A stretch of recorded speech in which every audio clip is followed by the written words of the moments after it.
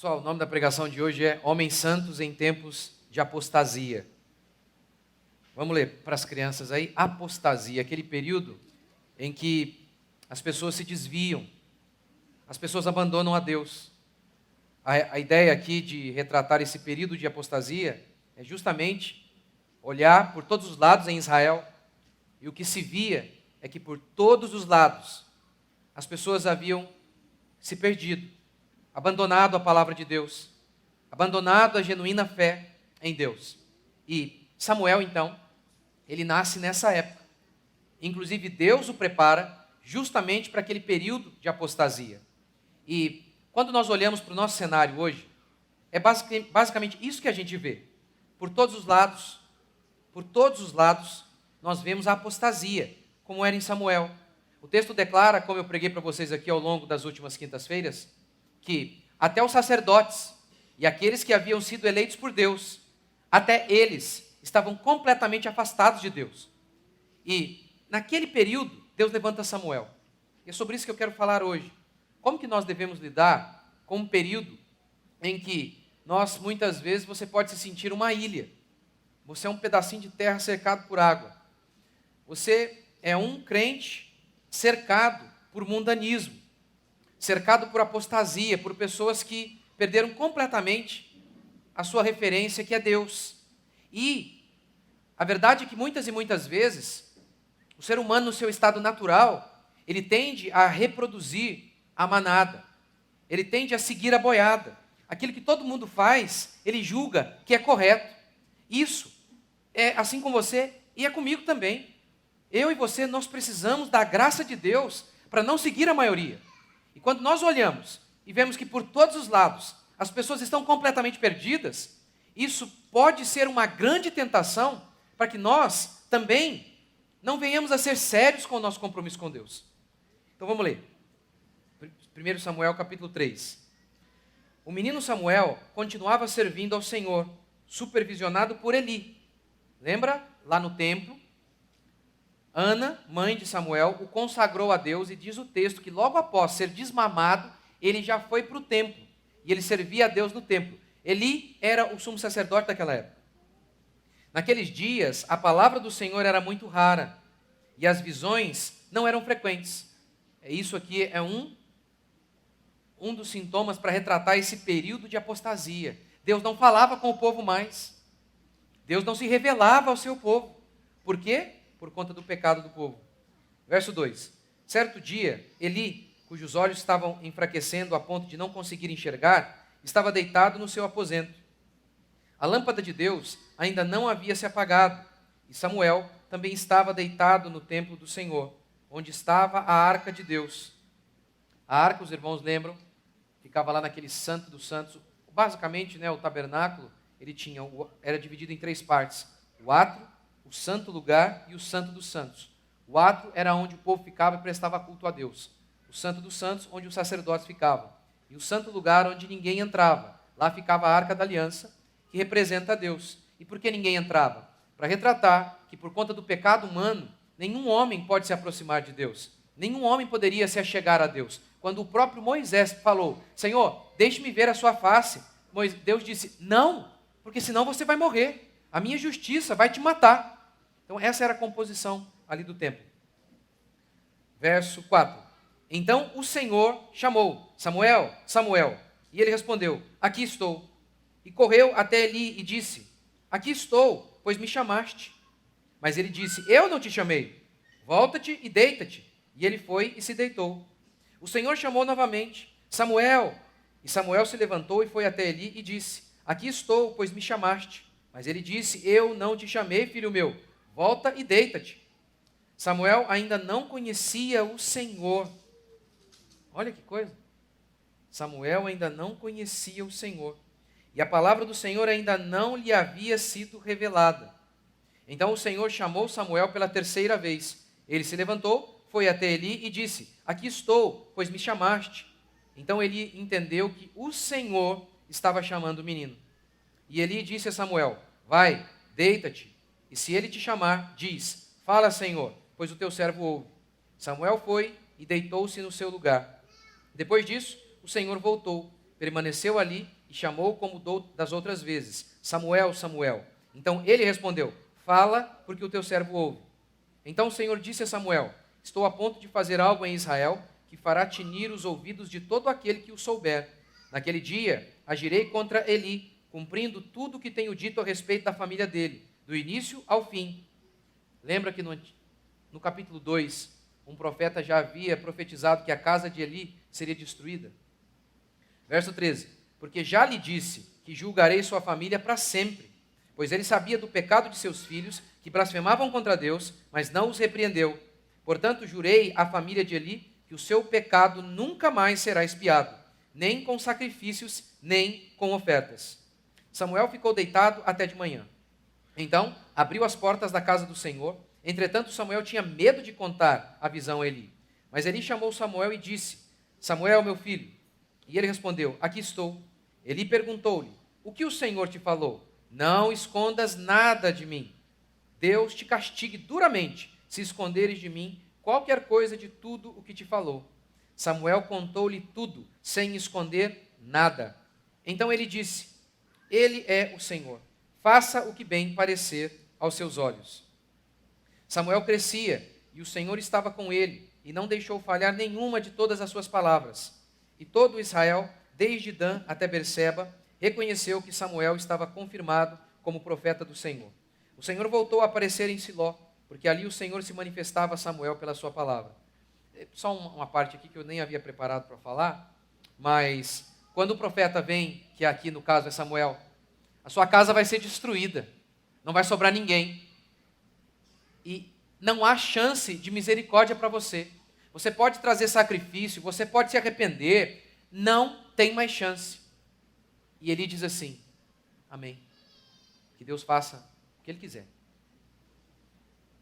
Hoje, quando um pastor se levanta e ele fala sobre os nossos pecados e anuncia: olha, o que você está fazendo é errado, Deus vai te disciplinar. Via de regra, o que as pessoas dizem é: jamais. E elas não aceitam de fato isso.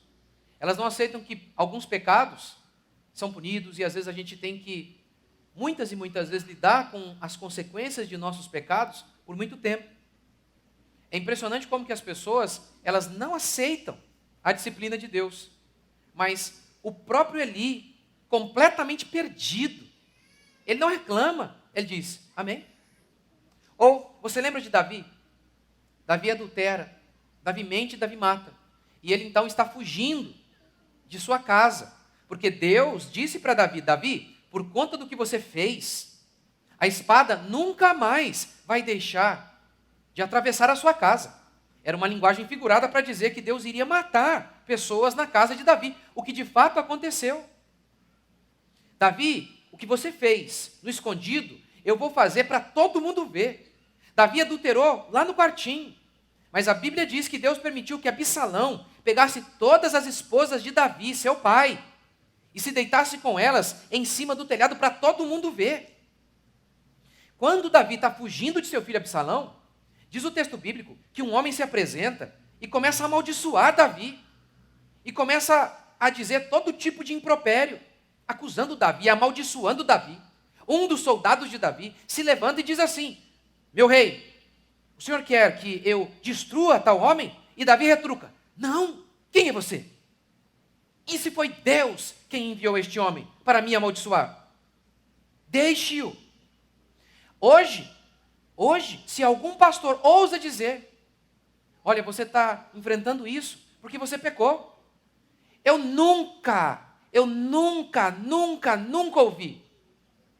ouvi alguma história em que o pastor disse isso. Ali, irmão, você está sofrendo isso por conta do seu pecado.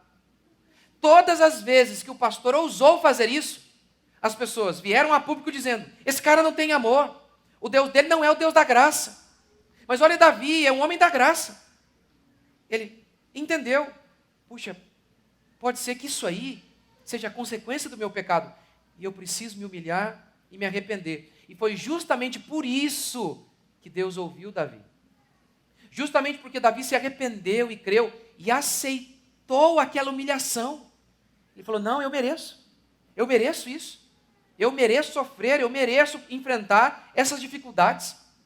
Essa é a história dos homens de Deus. Quando você lê os Salmos, o tempo todo os salmistas falam algo nesse tom. Eu estou sofrendo por conta dos meus pecados. Eu estou enfrentando isso aqui porque o Senhor viu arrogância em meu coração. Eu estou fazendo isso aqui, eu estou enfrentando isso aqui porque o Senhor viu maldade no meu coração. É impressionante como que eles percebem o tempo todo aqueles sofrimentos que eles estavam enfrentando tinham a ver com o pecado. Mas é impressionante que a cristandade atual nunca tem percepção de seus pecados. Nunca. Elas são sempre o Jó, que sofre por conta de sua fidelidade. Nunca percebem. Obviamente, se nunca percebemos que estamos sofrendo por conta de nossos pecados, é óbvio que nós não nos humilhamos. Deixa-me dar um exemplo. Muitas e muitas vezes, eu voltei para casa profundamente angustiado mesmo, uma tristeza grande, por conta das injustiças do nosso governo. Uma indignação, muitas vezes. Quando, por exemplo, você vai lá e você trabalha de maneira honesta, você levanta cedo, você dá o seu melhor, e aí o governo vem e pega boa parte do seu salário, uma grande parte do seu salário. É absurdo, é revoltante. É uma espécie de roubo. É uma espécie de roubo, não. É roubo. É revoltante. Mas aí, eu tenho que me lembrar, e eu sempre tento me lembrar, que governos malignos existem para nos disciplinar, por conta de nossos pecados, por conta de tantas e tantas vezes que nós nos afastamos de nosso Deus, de sermos tão rebeldes e arrogantes. E aí eu sempre penso, eles roubam um pouco ainda. Eles roubam um pouco. Os meus pecados merecem muito mais roubo. Muito mais. Se não temos percepção de nossos pecados, é óbvio, não nos arrependemos, não nos quebrantamos, não mudamos de vida. Estamos sempre a culpar os outros. Estamos sempre a identificar o problema nos outros, não em nós mesmos. Portanto, um texto como esse é muito importante para nós. Então vamos lá. Como que nós lidamos quando nós vivemos um período de apostasia, como o texto nos mostra, não apenas aqui no capítulo 3, mas em todo o livro de Samuel? Como nós lidamos com um período de apostasia? Eu ia gravar um vídeo, mas acabei não gravando. Os conservadores aí, o pessoal da direita, eles postaram a Rede Globo, a Anitta. Meu Deus do céu, negócio assim pavoroso. A virada de ano novo com a Anitta. Negócio pavoroso. Pavoroso. Mas por outro lado, aí o da Batista da Lagoinha. E o David Leonardo, meu Deus do céu, eu tenho toda a certeza do mundo, esse cara é um falso pastor. Um coach, Paulo Vieira. Aí eu falei, Jesus Cristo, você sai do abismo, você cai no buraco. Para mim, uma clara descrição da apostasia, de que a alternativa é óbvio que é melhor do que aquilo, qualquer coisa é melhor que a Anitta, eu sei, mas ainda é tão ruim, é tão longe daquilo que é o verdadeiro evangelho. Para mim um símbolo do nível da apostasia que a gente tem hoje. E o texto lida com isso. E qual é a estratégia de Deus para períodos como os nossos? Como o nosso? Há de sempre. Homens, às vezes um só. Homens de Deus. Homens que são corajosos para ouvir a voz de Deus e para falar o que Deus manda. Porque diz o texto que Samuel estava com medo. A estratégia de Deus é sempre uma só. Homens, ainda que sejam minoria, ainda que seja às vezes um só, mas que ouve Deus e fala sobre Deus. Que ouve de Deus e fala sobre Deus. E é sobre isso que eu quero falar. Então, primeiro, Deus não falava com o seu povo. Por conta do pecado, diz o texto, no verso 1, as visões eram raras. Ou seja, Deus não estava se revelando. Provérbios declara, não havendo profecia, o povo se corrompe. Não havendo aquela palavra que vem de Deus, verdadeiramente de Deus, o povo se corrompe. O que sustenta o povo de Deus é a genuína exposição daquilo que Deus diz, daquilo que Deus fala, não da sabedoria humana, não das estratégias humanas. Portanto, as igrejas que abrem o texto bíblico e leem e interpretam de maneira incorreta, isso aí não é Deus falando. E quando Deus não fala, isso tem uma causa.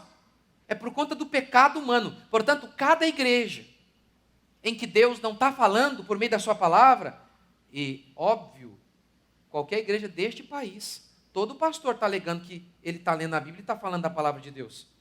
Mas qualquer igreja em que o pastor lê o texto e não explica de maneira correta, e não faz a aplicação de maneira correta, essa igreja está debaixo da ira de Deus. Deus não está falando com aquele povo. É a sabedoria humana revestida de versículos bíblicos. E isso acontece o tempo todo.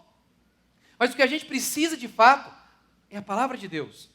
É que o pastor leia o texto, interprete-o de maneira correta. E não à luz da cultura.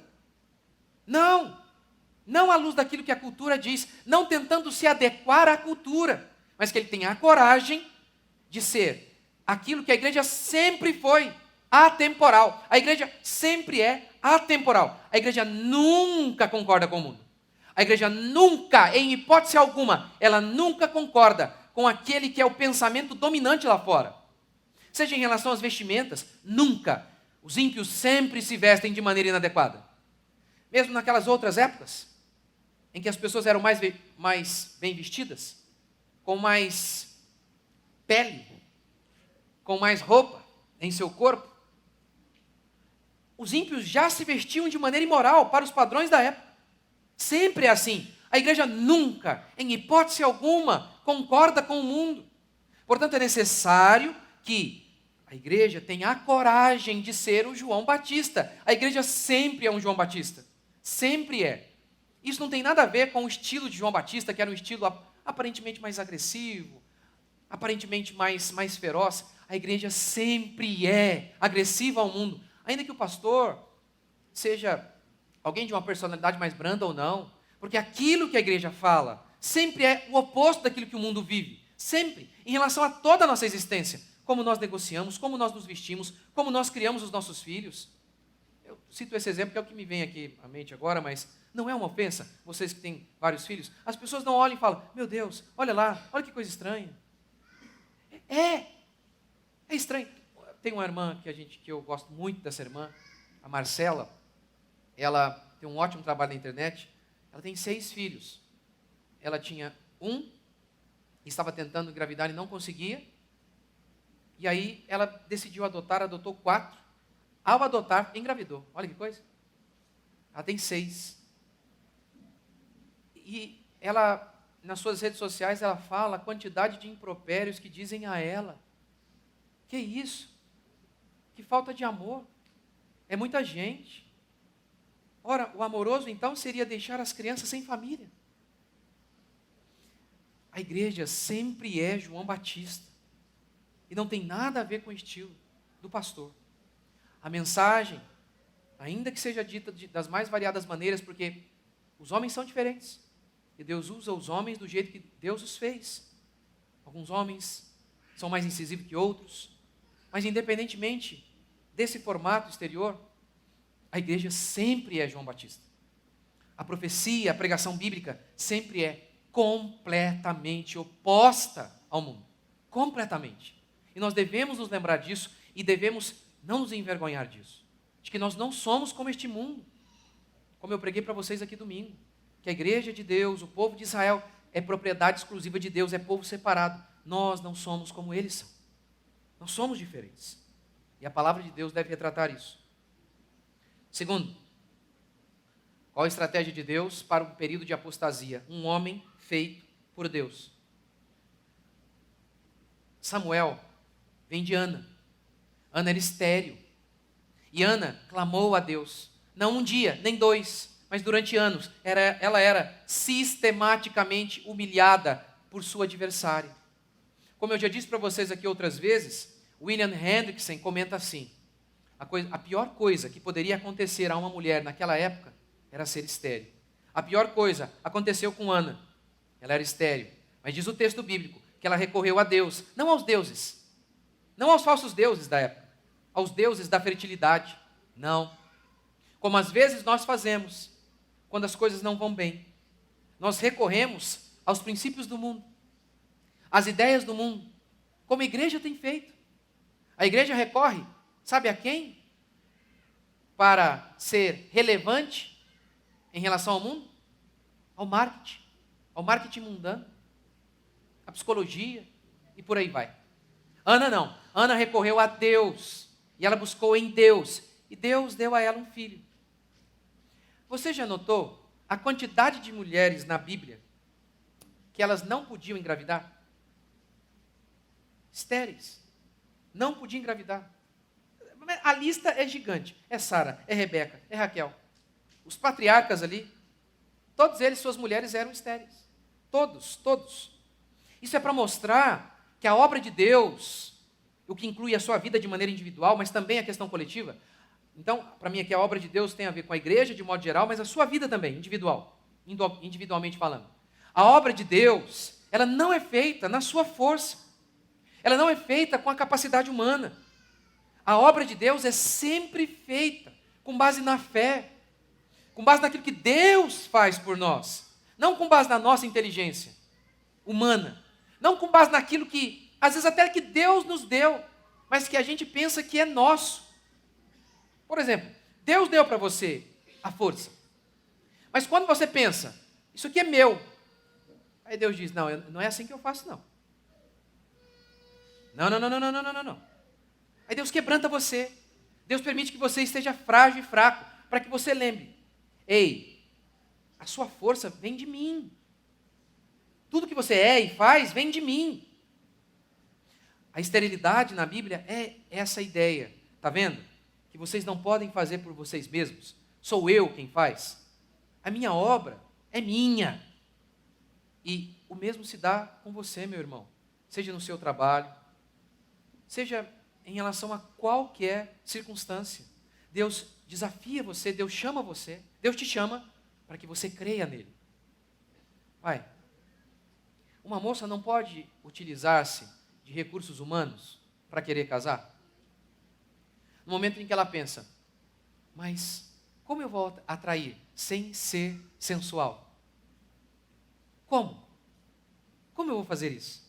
Sem ser sensual. E ela precisa ter fé. Ela precisa ter fé, que sendo piedosa, com vestes belas, mais decentes, ela vai atrair a pessoa certa. Mas em todo o tempo, somos tentados a fazer na força humana. E aqui é importante explicar o que é a ideia da força humana. Porque muitas e muitas vezes ouvimos sobre isso. Olha, Deus não faz a sua obra na força humana. Mas o que seria isso? A força humana, em primeiro lugar, é exatamente isso que eu acabei de falar. É a perspectiva de você se utilizar de métodos não bíblicos, de conselhos que são da sabedoria humana em oposição com a Bíblia, que é a sabedoria divina. É de você se utilizar das estratégias dos homens deste mundo, seja no seu trabalho, seja em sua casa, ao invés de se utilizar das estratégias que Deus dá. Portanto, a esterilidade de Ana é para mostrar para nós que a obra é de Deus. Vocês se lembram daquele grande evento no Antigo Testamento, no dia em que o altar foi consagrado? Diz o texto bíblico que Deus deu as ordens para Moisés sobre como o altar seria construído. E Deus não pediu a opinião de Moisés, porque Deus não quer a minha opinião nem a sua na edificação da igreja dele. Deus só ordenou a Moisés como ele faria. E então, Moisés construiu o altar. E no dia da consagração, ele ora a Deus. O altar era o lugar em que sacrifícios seriam feitos, holocaustos seriam feitos. O holocausto tem a ver com fogo. Mas de onde vinha o fogo? Diz o texto bíblico que Moisés ora. E aí então Deus acende o altar. O fogo veio do céu. Não foi Moisés que acendeu. A ideia era que é Deus quem faz a obra. É Deus quem sustenta a sua obra. Não a força humana, não a sabedoria humana, não aquilo que vocês homens podem produzir. Diz o texto bíblico então, que 2 filhos de Arão, eles trouxeram a Deus fogo estranho, que Deus não ordenara. O texto diz exatamente assim. E eram sacerdotes de Deus, escolhidos por Deus, mas eles trouxeram fogo estranho, que Deus não ordenara. Há um debate sobre o que significaria isso. O que significaria esse fogo estranho que Deus não ordenara? O que tudo indica é, por que estranho? Porque eles deveriam pegar do próprio fogo do altar para oferecer os sacrifícios. E não do fogo que eles produziram por eles mesmos. Mas tudo ali deveria ser feito com base na obra de Deus, na força de Deus, na perspectiva divina, naquilo que Deus faz, e não daquilo que o homem produz. E aí, aqueles homens que eram sacerdotes escolhidos por Deus, morreram. Portanto, o que a gente precisa se lembrar o tempo todo na edificação da nossa igreja e também na construção dos nossos lares, de construir toda a nossa vida na perspectiva daquilo que Deus tem a nos dizer e não seguir o mundo, porque é tentador. Eu falo por mim. Como inúmeras vezes parece tão tentador o jeito que o mundo diz que a gente deve fazer igreja. Como é tentador o jeito que o mundo fala sobre o modo que devemos conduzir as nossas vidas, no nosso trabalho, em casa, em qualquer lugar.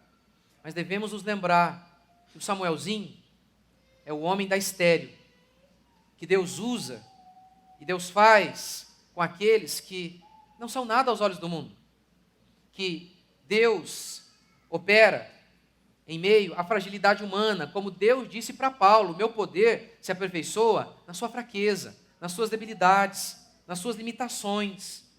A minha obra não é feita, não é porque eu olhei você e falei, nossa, você é demais, o que seria de nós sem você, hein, meu filho? Não, de forma alguma. Paulo diz, reparai na vossa vocação, não foram chamados muitos de nobre nascimento, muitos poderosos, não, Deus escolheu os que não são. A esterilidade de Ana mostra o tipo de gente que Deus usa na sua obra. É aquele tipo de gente que sabe, esse menino, quando Ana olhava para o menino, ela sabia, esse menino é fruto de Deus. Foi Deus que o gerou. Ela tinha certeza absoluta. Ora, se Ana não fosse estéril, foi Deus também. É claro que é sempre Deus. Mas às vezes, Deus precisa fazer isso como fez com Gideão também. Gideão tem muita gente. Se vocês vencerem, e vocês vão vencer, vocês poderiam achar que foram vocês. Vamos diminuir. Com 300, como Gideão foi, ou com 1 milhão, a vitória, de qualquer maneira, viria de Deus. O problema não é com Deus, mas conosco, que inúmeras vezes não percebemos isso. E aí Deus tira algumas coisas, para que então tenhamos a convicção plena. De fato, esse menino Samuel é de Deus, porque eu era estéril. Ora, seria também, não importasse qual fosse a circunstância, Samuel seria de Deus, porque tudo é Deus. Mas muitas e muitas vezes, Deus precisa deixar claro assim. Está vendo que sou eu quem faço a obra? Está vendo? Qual foi a minha estratégia para restaurar Israel? Foi um menino, mas eu gerei. Essa então é a nossa perspectiva. Tiago diz assim, porquanto esse tipo de sabedoria não vem dos céus, mas é terrena, celestial, demoníaca. Ele associa a sabedoria terrena com a sabedoria dos demônios. Ele associa a sabedoria humana com a sabedoria do capeta. Portanto, os homens que estão em oposição a Deus lá fora, os homens que não são cristãos, Paulo diz que o coração deles está em rebeldia contra o nosso Deus. Portanto, a perspectiva deles é errada. Nós devemos conduzir as nossas vidas, fazer a obra de Deus por meio do conselho de Deus e não dos homens. Quarto ou terceiro? Só para ver se vocês estavam espertos. Terceiro, um homem que ouve a Deus. Diz o texto bíblico que Samuel ouve Deus, mas não percebe que é Deus, e então ele vai até Eli. Eli, o Senhor me chamou? Isso se dá 3 vezes. 3 vezes. Mais uma vez, a importância de que Deus fale conosco e que nós possamos ouvi-lo. Quando não há profecia, o povo se corrompe. Se não formos guiados por Deus, seremos dirigidos por tiranos, alguém já disse. Se não houver uma voz clara de Deus nos conduzindo, homens vão nos conduzir. Homens. Assim, seremos conduzidos por tiranos. Hoje eu gravei um vídeo sobre a Laura Miller. É uma sexóloga muito famosa. Fizeram a seguinte pergunta para ela. Eu gosto de ver minha mulher com outro. Meu casamento está em risco? Resposta dela, psicóloga, junguiana, como ela disse, foi: em relação ao desejo, eu não sei se eu posso dizer que é algo certo ou errado. Com base em qual perspectiva ela diz isso? A perspectiva de que Deus não falou. Ou melhor, Deus não existe. Se Deus não existe, Ele não fala.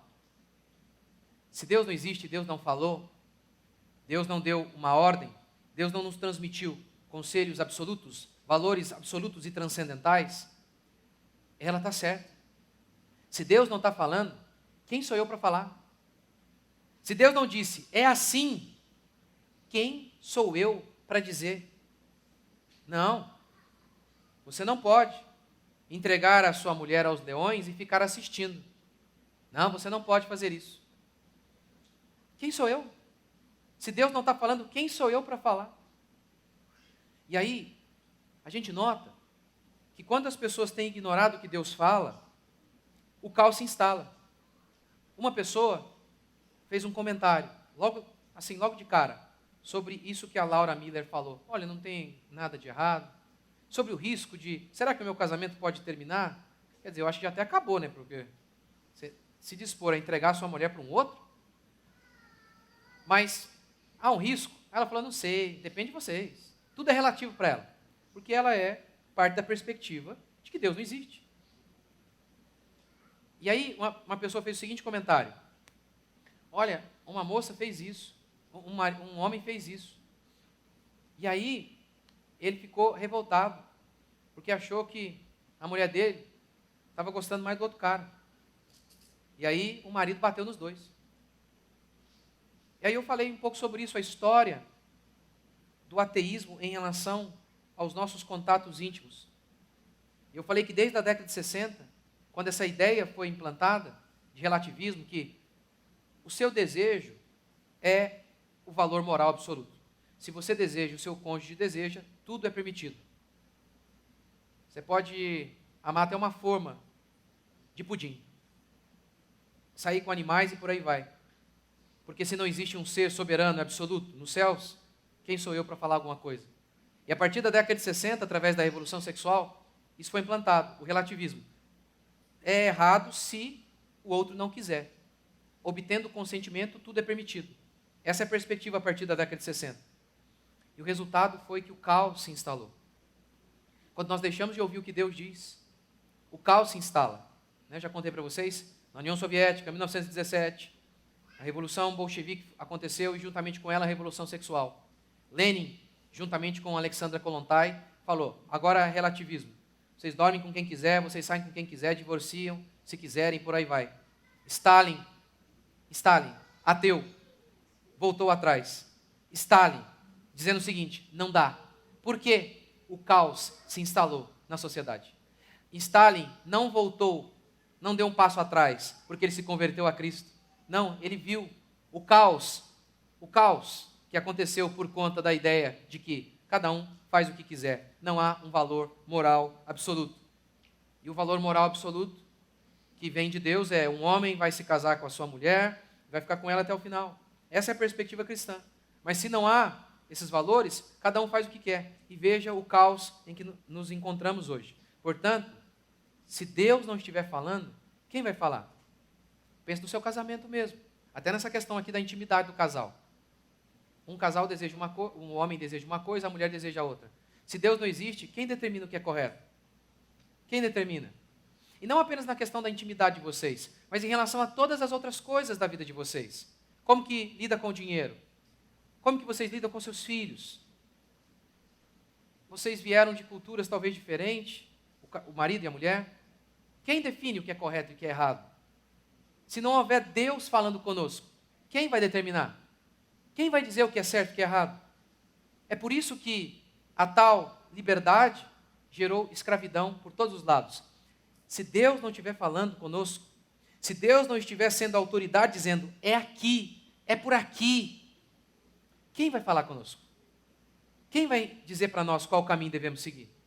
E note como que nós, parece que até instintivamente, desejamos desesperadamente que Deus fale conosco. Quantas vezes vocês não vieram até mim, ali na salinha, na casa de vocês, querendo assim, pastor, fala para mim qual é a vontade de Deus. E inúmeras vezes eu tive que ser sincero, eu não sei. Aqui a Bíblia está dizendo que tem um princípio, mas esse seu detalhe aí, ó, esse detalhinho, não tem como dizer para você. Não é isso que todos nós queremos. Quantas vezes, você não tinha medo da circunstância, mas o seu medo era, isso aqui é a vontade de Deus? Porque se é o que Deus quer, eu estou em paz. Eu sei que você sente isso porque você já esteve comigo ali conversando. Porque eu também sinto isso. É o medo de, meu Deus do céu, qual é o correto? O que é o correto? Se é o que Deus quer, sem problema. Sem problema. Portanto, se Deus não estiver falando, quem vai falar? Samuel ouviu Deus, porque Deus não falava mais com Eli. Entretanto, diz o texto que 3 vezes Deus falou com Samuel. Samuel, Samuel. E ele não ouvia. Ele não entendia que era Deus. E enquanto ele não disse, Senhor, eis-me aqui. Deus parece tão cruel. Nem para dizer, ô menino. Não fez isso. Enquanto o menino não se posicionou corretamente, o menino não conseguiu ouvir a Deus. Portanto, é o que Deus espera de mim e de você também. Diz o texto que ele ainda não conhecia o Senhor. É o que Deus espera de mim e de você. Que você cresça. E durante esse crescimento, é possível que em muitas vezes você fale, puxa, qual é a vontade de Deus? Eu não consigo ouvir. Eu não sei qual caminho seguir. E esse é um dos processos de Deus em relação a você. E Ele espera que você aprenda a ouvi-lo. Que você insista. E que você se quebrante, que você se humilhe. E aí, quem sabe, Ele pode até usar um picareta como Eli para falar com você, para te ensinar. E o mais interessante disso tudo é o seguinte. Eli, por experiência, ele tinha a técnica. Ele sabia quando era Deus falando, mas Deus não falava com ele. Já Samuel não tinha a técnica. Ele não sabia quando era Deus falando, e Deus estava falando com ele. São esses dilemas da existência humana. É quase como aquele negócio lá o rico, ele tem dinheiro, mas ele não tem tempo para usufruir o dinheiro. E o pobre tem tempo, mas não tem dinheiro. Essas coisas, sabe? Aqui é quase isso. O Eli que sabe como é que Deus fala, Deus não fala. Mas o Samuel, Deus está falando e Samuel não está entendendo. Mas graças a Deus tem esperança para Samuel. Ele insiste e mais por humildade do que por qualquer outra coisa, mais por obediência ao seu sacerdote do que por qualquer outra coisa, porque ele nem imaginava que era Deus falando com ele.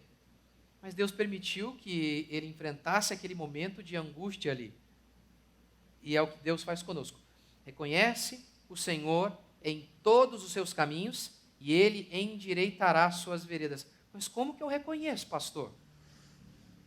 Quanto mais você ouve a palavra de Deus, quanto mais você caminha com o Senhor, quanto mais você aprende, mais sensível você estará para seguir os caminhos de Deus. É óbvio, pastor, eu ouço Deus aqui na pregação, mas não é possível que eu venha aqui para dar todos os detalhes da vida de vocês. Eu não consigo fazer isso, não tenho essa capacidade.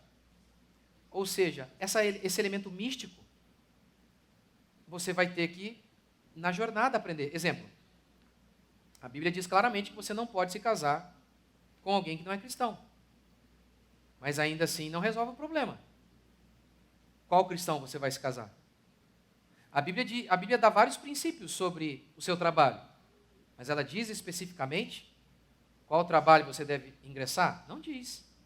Você vai ter que orar, pedir que Deus te instrua.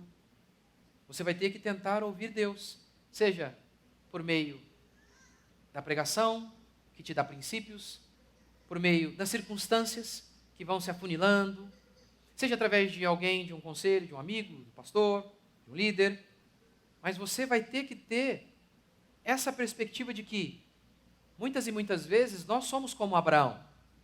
Deus fala para Abraão, vá Abraão, para a terra que eu vou te mostrar. Aí ele chega para frente, para os dois lados, e ele não sabe para onde ir. E ele vai ter que ter a crença daquilo que o salmista falou. Aquele que teme ao Senhor, o Senhor o instruirá no caminho que deve escolher. Ele vai ter que ter essa humildade para falar, Senhor, me instrui. Eu não estou conseguindo te ouvir.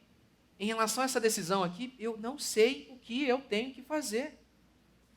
E eu estou sofrendo por conta disso. Assim como Samuel também sofreu.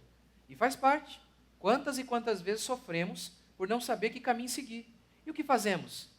Insistimos, nos humilhamos e pedimos que Deus tenha misericórdia para que possamos enxergá-lo nas circunstâncias das nossas vidas.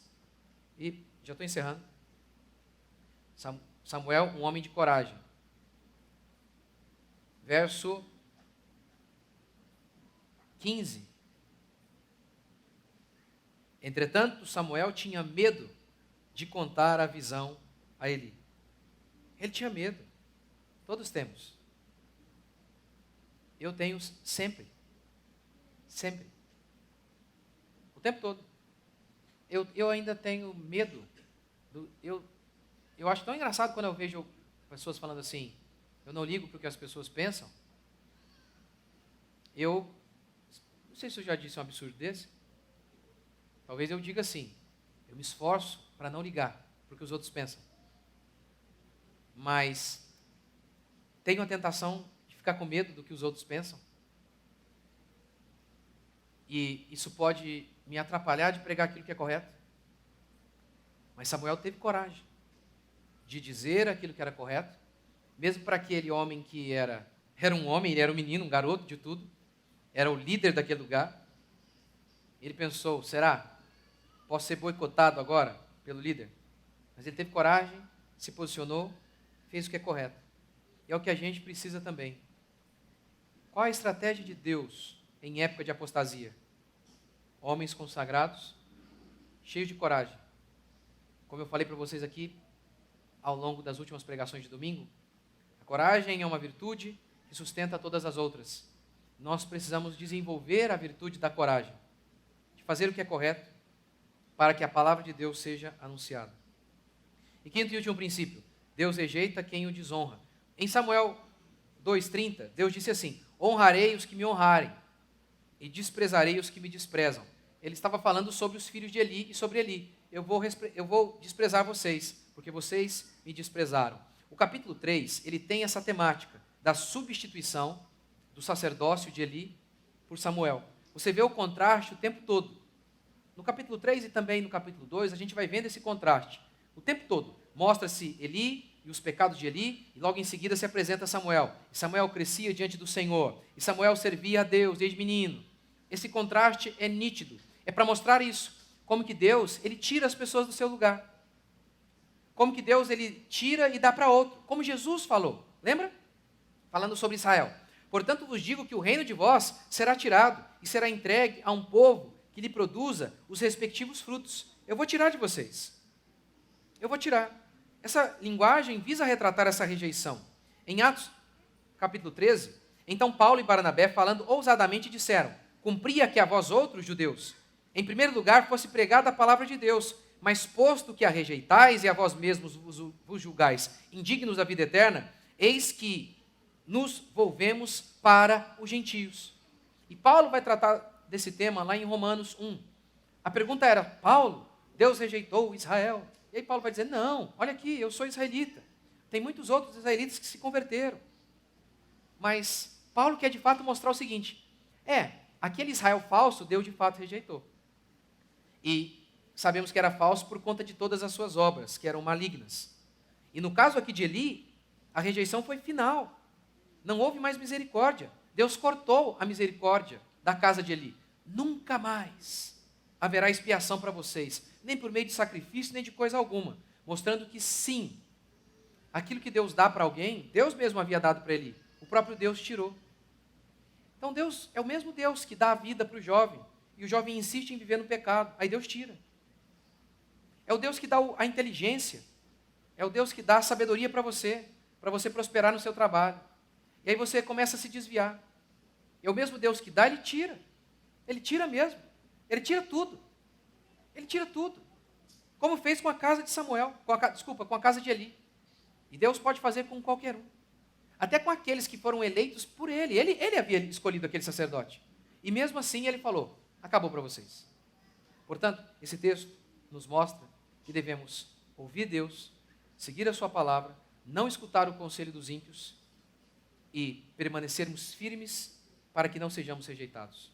Vamos ficar de pé?